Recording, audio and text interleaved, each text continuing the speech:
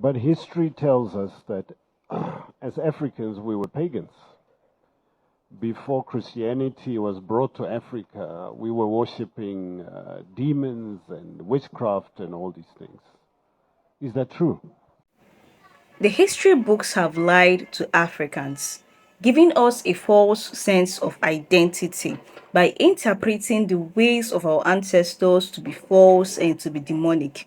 Whereas in reality, our ancestors saw our indigenous belief systems as a way of interpreting the will of the divine, interacting and honoring the divine, and preserving laws that kept us bound and at peace with the divine.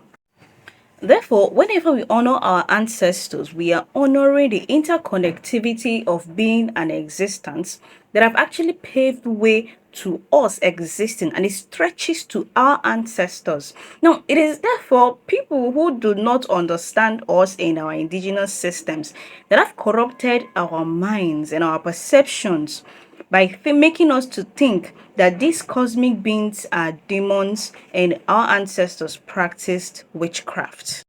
And yet, we forget that the only reason why they have given us this perception is because they want to destroy us, destroy our culture, destroy our identity, and keep us subservient enough to perpetually exploit and keep us underdeveloped. To bring in some sort of a practicality, look at the Western societies and the developments that are happening there and compare it to what we have here as Africans. Now, since we abandoned our own indigenous way of life in pursuit of the Western way of life and being and existing, we have been ravaged by disease, by corruption, and by poverty. Now, these kinds of things did not exist in pre-colonial times and pre-colonial era. And this is more than enough to tell you that when we served our own God and gods, we were progressing, we were living as a unit, as a whole. But when we deviated, first of all, we became slaves, and now we are now mentally enslaved to these systems.